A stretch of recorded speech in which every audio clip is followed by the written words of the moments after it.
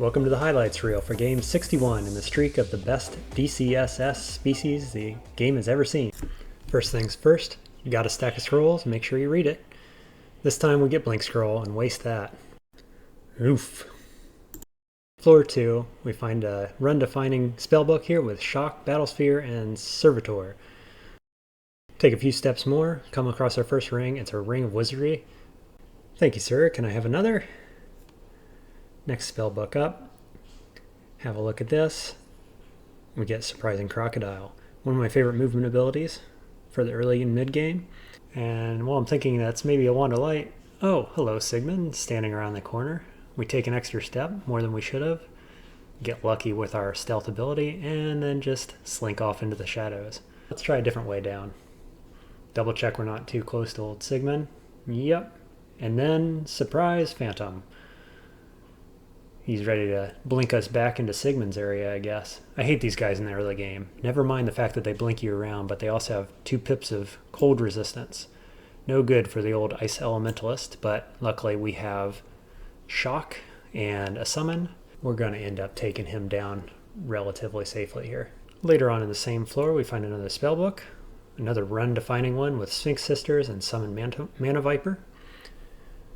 Let's jump ahead a little bit and show off the starting book with a nice early null pack, including halberd wielders. Backing up into an area where we can easily defend ourselves, pulling everything with us, get our summon in front, get all our spells up and running, armor, AoE. Okay, we got the halberd left and we're running low on mana. Still have shock so we can hit both of them at once, and our armor is really doing work for us here. Looking at options, decide to poison the halberd, it kills him on the first turn.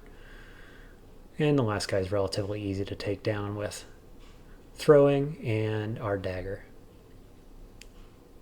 Now we'll just pick up our throwing equipment and wander off over in this direction. What do you know? It's a temple, the earliest possible temple on D4. Wonder if it has anything good for us. Get the perfect early Ash. Only thing better would have been a D2 Ash or a D3 Ash, but we'll take it on D4, no problem. Yeah, so did I mention that this floor has a timed vault? Ash is happy to point that out for us on the minimap.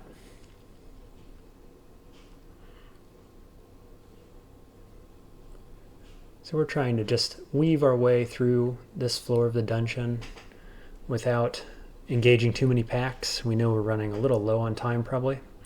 There it is. It's a sewer. Great to find an early sewer at this point in the game. Usually has good scrolls, good potions, maybe some poison darts. We actually pick up Blinking Scroll and now a Staff of Cold, which we'll use to empower starter spells right away. Back outside, we decide to learn Battlesphere, sitting at 21% failure rate, which is fine for Forgecraft spells. If you miscast them, you get corroded. Not a big deal. We go ahead and put it to use right away against a open area scorpion here. We get a successful summon and we pair it with Shock, which is a perfect combo given that we can basically shoot across the screen with both of these for a single mana. Very mana efficient. Great combo. End up taking down a pack of orcs, get some adds from an adder, and then we're going to get a dart slug coming around the corner. There we are, take all that down. Now we actually have 2 Wings of Wizardry there, and we're looking at 17% fail rate on Crocodile. That's going to be our next spell. Let's put what we have to use. Get our Battlesphere out on this pack of gnolls, and Blork comes around the corner. Check out my positioning. This is terrible against Blork. You can see it hits me with the shock, which rebounds and does double damage. So now we're pulling back. Blork's hasted. Blork has lots of elemental damage, and so we're positioning our summons and Forgecrafts in between us as much as possible, but we're aiming for that upstair. Never mind, he also has Sandblast with 3d10, poison damage, the 3 elemental damages, haste. Blork is not somebody you want to bump into in bad position and almost half health. So we get lucky. He casts a couple damaging spells at us and we dodge them all.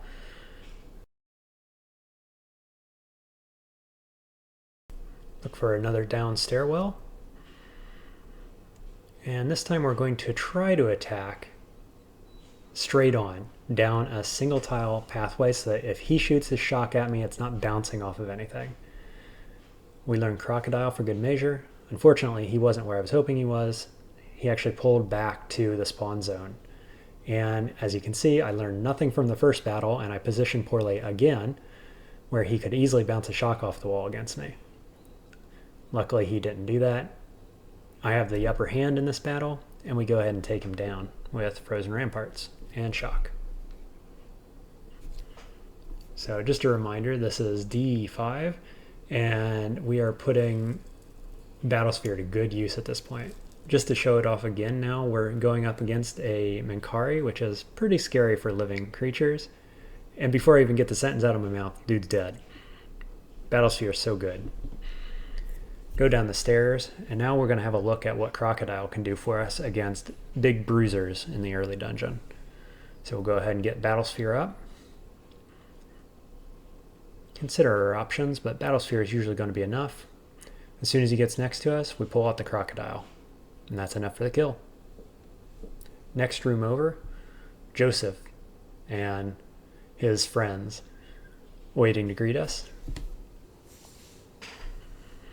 Joseph is dangerous with his ranged weaponry, usually a branded sling of some kind. We get in close, and we go with the Atropa darts to get blind on him, which is quite good. He ends up wandering off in the wrong direction.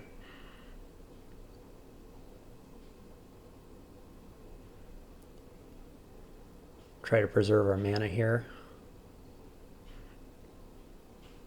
by using mana efficient Battlesphere, which never misses, I should note. And just showing off exactly how mana efficient it is. That fight was quite long, had a unique, had the evasive water moccasin, and now we've got a yak pack coming in against us, and we're still casting.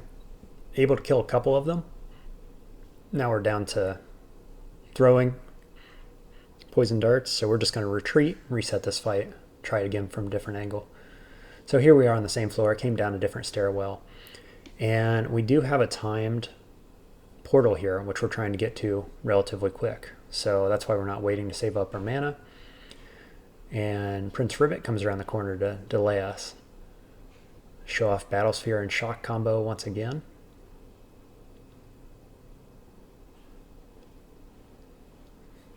Three shots and he's down. 3 mana. Kill named Frog. Really great combo, that Battlesphere, with any ranged 1 mana spell.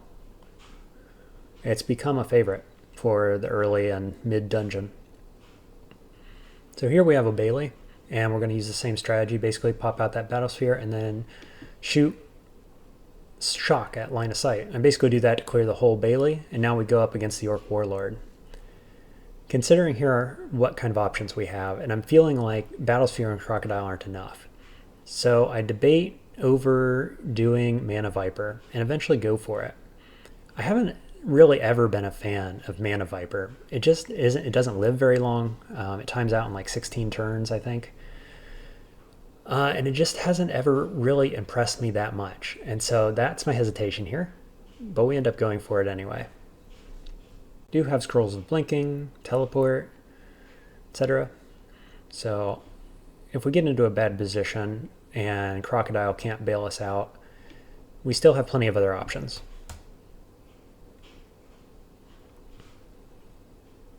I just wanted to keep all this in this highlight to show how unsure I was about Mana Viper. I know some of you guys love it. We'll see if it works in this battle for us. Got all my summons out now. Just making sure he can't touch us as much as possible.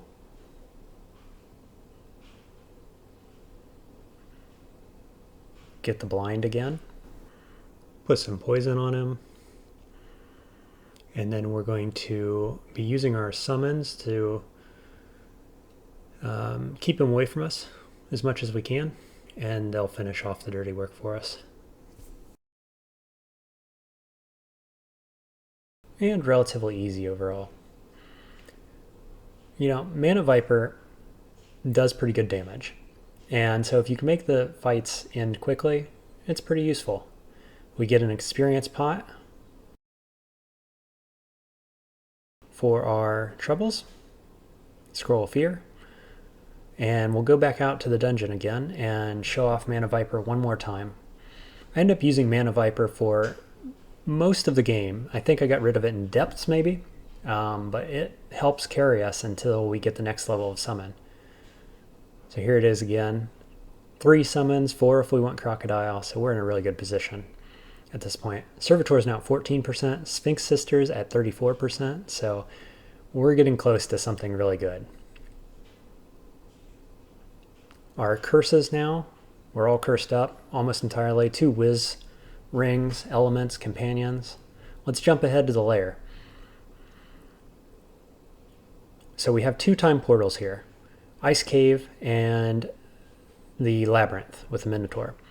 Labyrinth is the shortest lived time portal, so the time on it is much lower than Ice Cave, and usually it has better loot. It's also probably safer, I don't know, they're both kind of dangerous zones, but we're going for the Gauntlet first.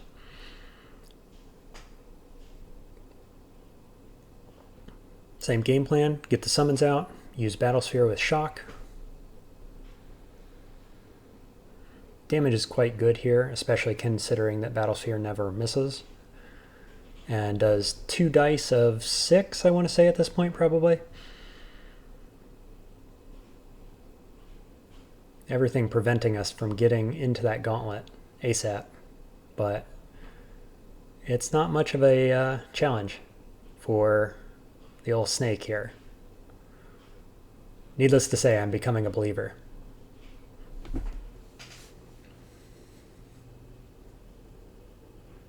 In we go, and I'll save you the time I spent looking around at all the different items. I opt for the bottom one with the yaks, the death yaks, and the snail.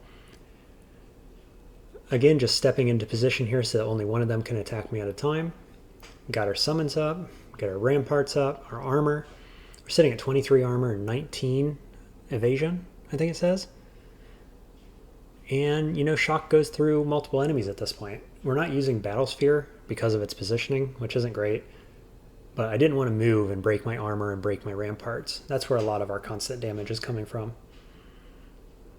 So we end up clearing that and get 2 more experience pots.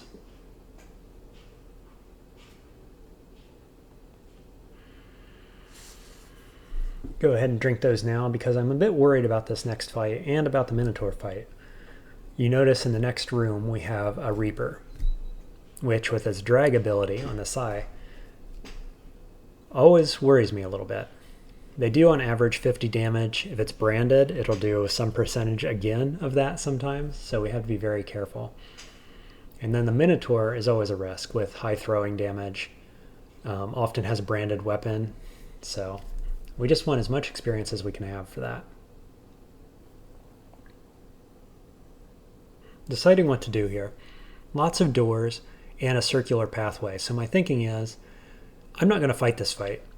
I'm actually just going to pull everything over to the side, and we're going to run away.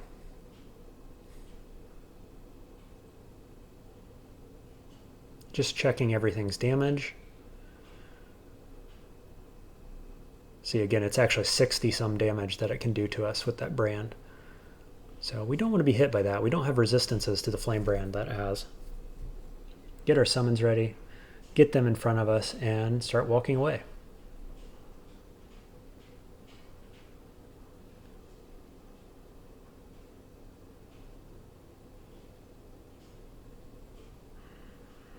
I kind of second guessed myself there, like, can I fight this? And then I decided, why do it? It's just too much of a risk, so we're going to bail. Don't need the Scarf of Shadows.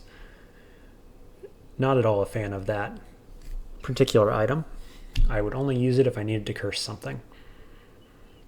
So Sphinx Sister is down at 24% and yellow fail rate. We're going to take it.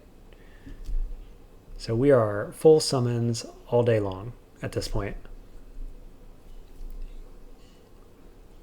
Not a great zone here for taking on Minotaur with summons because only one of them can hit at a time. That said, with our armor buff and acrobat triggering evasiveness.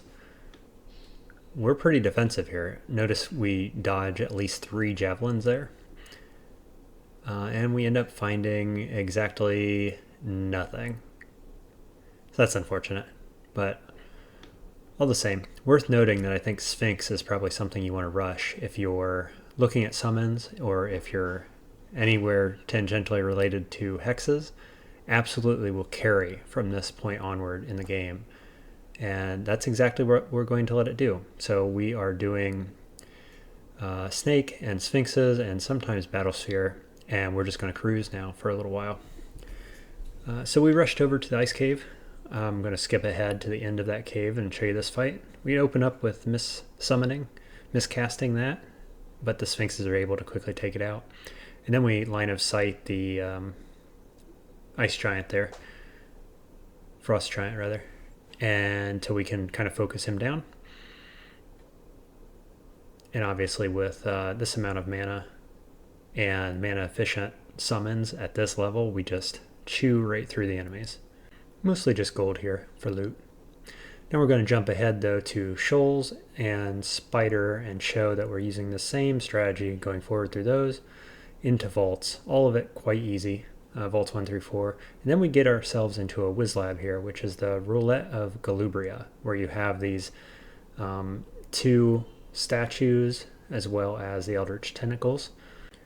Worth noting that we have LRD online, and we can target the statues for really good damage. They count as crystal, I guess. They explode into a 2 wide radius.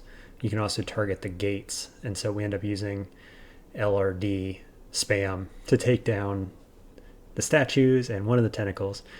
And now we're looking at what is the best option here. It turns out LRD again to take out the moth as well. So then we resummon.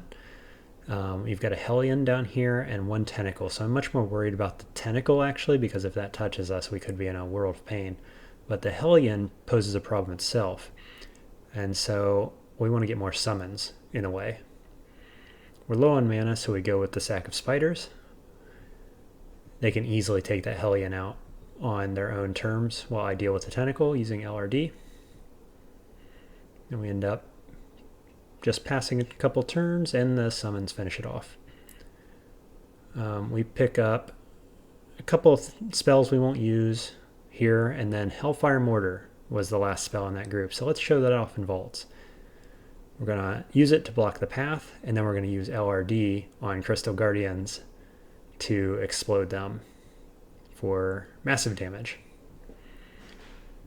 Again, we're showing off Mortar here in Slime. We got the Slime Vault with these little pathways that you can send Mortar through, and so it works just to cut everybody off, and you can just stand here, and the only thing that can hit you is the corrosion from range. So we pretty quickly kill the Royal Jelly, and then it's just cleaning up the mess, and we never take any real damage. Very, very strong. The rest of Depths and everything was a breeze with this amount of summons and the Hellfire Mortar, so just showing we also have MCC as well online. So let's hop into a fight with these spells. We usually open up with Hellfire Mortar to block some movement abilities. We can also block ourselves if we want to use Gels, so it blocks our movement as we shift up into our own Hellfire Mortar. After that, we're casting LRD, and we've got our summons out, and then as soon as Mortar dies, we're casting it on cooldown basically to push back flyers. Same idea here in Zot, getting into the lungs. We can actually block the entryway. That takes care of the Orb Guardians. You can also do it on the side chambers I'll show here. I like to block 2 pathways wide there, and then you just have to watch out for a couple of flyers getting in the way. 2 flyers lined up together will kill your mortar, so you can only push 1 back at a time. That's the only thing you got to keep in mind there. In this position, we're doing the same idea to get into the orb chamber, but I make a little error here, allowing the electric golem to blink onto the Zot trap, which gives me a moment of panic, and then I realize it just yelled Zot really loud, and we're good to go. Just clearing the chamber here, nothing giving us too much trouble, and then all of a sudden an Orbifier comes up, and our own Servitor is blocking the casting of Hellfire Mortar there for quite a while. But we end up getting it pushed back. We're low on mana, and at that exact moment comes the moth to drain the rest of our mana away as we're trying to fight this Orb of Fire. So we're on the retreat, and we're casting our summons. We're using our Sack of Spiders, trying to push back the orb and block its line of sight so we don't get mutated anymore. And just getting into a better position here. Hellfire Mortar, you can see, pushes back that Orb of Fire, and it does do some damage. It does fire damage mainly, but it has some irresistible damage as well. So you can kill Orb of Fire quite easily with these, especially with a mana regen necklace that I have, amulet rather. One Hellfire Mortar cast, and you're getting 1 mana back every turn. So it nearly pays for itself in the time that it's up, about 7 turns. If all else fails, hit it with Bombard, hit it with Silver Javelins. It's all good on the Knoll. And in we go. Pop a haste, grab the orb.